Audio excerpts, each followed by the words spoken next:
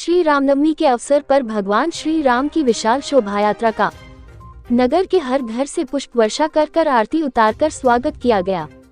Mhow doctor Ambedkar Nagar भगवान राम के जन्म उत्सव पर प्रति वर्ष अनुसार अध्यात्म मंडल द्वारा विशाल शोभा यात्रा नारनौली धर्मशाला से प्रातः 8 बजे पूरे उत्साह से प्रारंभ हुई।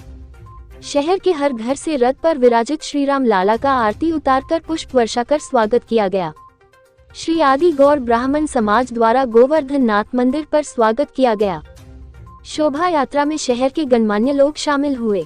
इनमें अध्यक्ष अध्यात्म मंडल अध्यक्ष चंद्र प्रकाश लड्ढा, नरेश चंद्र माहेश्वरी, सुरेश चंद्र दादू, रामबाबू शर्मा, उमेश माहेश्वरी, योगेश अग्रवाल, ओम प्रकाश गोयल, गोपाल दास अग्रवाल, पंडित गोपाल जोशी, राजू खंडेलवाल, नवीन दादू, डॉक्टर जितेंद्र सक्सेना, पत्रकार अशोक दीक्षित, भगवान दास अग्रवाल, किशोर बियानी, राम तायल, पंडित दिनेश शर्मा, अध्यक्ष सर्व ब्राह्मण समाज, पूर्व पार्षद जितेंद्र शर्मा, पंडित गोविंद शर्मा, विजय शर्मा, विवेक शर्मा, राजेंद्र हर्षवाल, उमेश चौरसिया, सैकड़ों गणमान्य लोग शामिल हुए।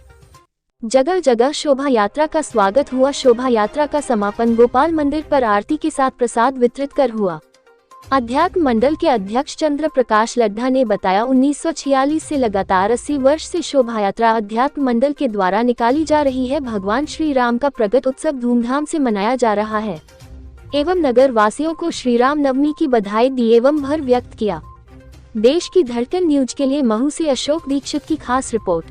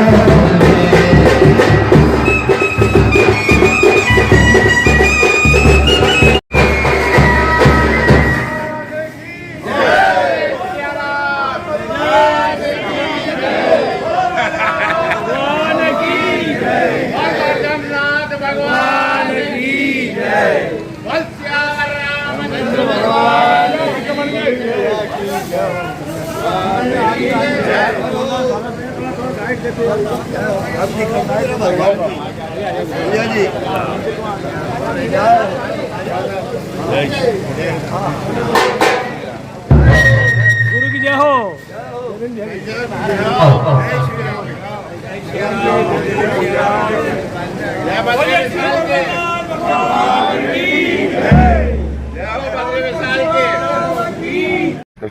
श्री चंद्र प्रकाश जी लड्ढा जी बताया, रामनवमी के अवसर पर अध्यात्म मंडल सालों से शोभा यात्रा निकल रहा है, क्या कार्यक्रम है? भगवान राम का जीवन बहुत आदर्शमय है, सबको प्रेरणा देने वाला। अगर कहीं चर्चा चलती है राज्य की तो राम राज्य की कल्पना आती है, सरकारों की विवाद में राम राज्य की कल्पना आती है। भाई को भाई से कैसा रहना चाहिए, भाई का कर्तव्य पिता के प्रति क्या होता है, उसके वचन को कैसा मानना चाहिए, माता के प्रति क्या होना चाहिए, प्रजा के प्रति अपना दायित्व क्या होना चाहिए, उन सब बातों को स्मरण करने का और उसके बाद चलने का प्रेरणादायक दिन आज है। वो भगवान राम का जन्मदिन की उसी प्रेरणा को लेके हमारा अध्यात्म मंडल एक शोभा यात्रा निकालता आया है, जो भगवानों में जनता में उसका भाव जगे और अनुरूप चल सके, अपना आचरण कर सके। कितने सालों से निकल रहे हैं? ये अध्यात्म मंडल की हमारे स्थापना सन 1946 में हुई थी, 14 जनवरी 1946। ये 80वां वर्ष है। बाकी शुरू में हम सिर्फ राम जन्म प्रतीक के रूप में मनाते थे, पूजा अर्चन करके। शोभा यात्रा को निकलते हुए जब राम जन्मभूमि आंदोलन शुरू हुआ और विहिप ने राम जन्म के लिए जो कहा था, जब से लगातार चल रही है, उसमें कभी भी। इसके अतिरिक्त और क्या काम करते हैं अध्यात्म मंडल?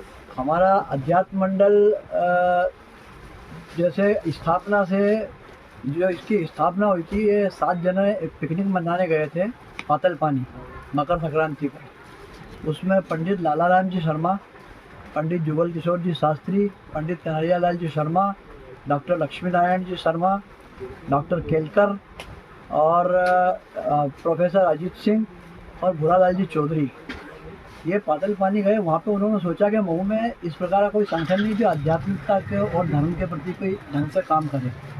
उस उद्देश्य को लेकर उन्होंने वहाँ पे एक मंडल की स्थापना की। इसमें यह रखा गया कि हर 15 दिन में, हर एकादशी के रोज मंडल की बैठक होती है। उसमें कृष्ण पक्ष की एकादशी को गीता के एक अध्याय का पाठ, उसमें से अपने में से किसी भी सदस्य को जवाबदारी देती है, प्रवचन देता है और साथ में भजन पूजन ध्यान होता है। शुक्ल पक्ष की एकादशी को रामायण के 10 दोहों का पाठ जो क्रमशः चलते रहते हैं, 1 से 10, 10 से 20 ऐसे पूरी रामायण होती है। और उसमें अपने बीच में से ही प्रवचन, किसी को भी जवाबदारी देते हो प्रवचन देता है, बाकी ध्यान भजन पूजन होता है। उसका उद्देश्य है कि सबके जहाँ तक हो सकता है बैठक सदस्य के घर पे हो तो धार्मिक वातावरण भी बने और व्यवस्थाएं चले। और सब में बड़ी बात मुझे बताते हुए हर्ष हो रहा है कि जब से लेके आज तक एक भी बैठक खंडित नहीं हुई है। कर्फ्यू लगा इतना समय पे, इतना विकट कर्फ्यू लगा के कहीं जाने नहीं दिया। उस टाइम पे सुरजीत सिंह जी थे IG, वो मऊ आए थे, उनको जानकारी मिली, उन्होंने कैसे भी 5 सदस्य को इकट्ठा करवा दिया नानोली धर्मशाला पर हमारी बैठक हुई है। इतने कोरोना काल में भी हमारी बैठकें हुई है, कभी हुई नहीं और मतलब खंडित नहीं हुई है। ये विशेषता जो सदस्य हैं उसके परिवार में अगर कोई शांत हो जाता है तो उस समय पे उसके मुखाग्नि के समय पे गीता का पाठ भी वहाँ पे किया जाता है उसकी आत्मा की शांति के लिए। और बाकी सब आध्यात्मिक और इसके फैलाना हमारा उद्देश्य है। हम गीता जयंती के ऊपर गीता के अध्याय का संस्कृत में जो मूल श्लोक रहता है वो 2 स्तर पर प्रतियोगिता से रखते हैं। एक छात्रों के बीच में जो 12वीं तक के छात्र, और एक शिक्षक वर्ग के लिए भी, शिक्षक भी जो नहीं जानता मूल पाठ सुनाए उसके लिए पुरस्कार रखे जाते हैं।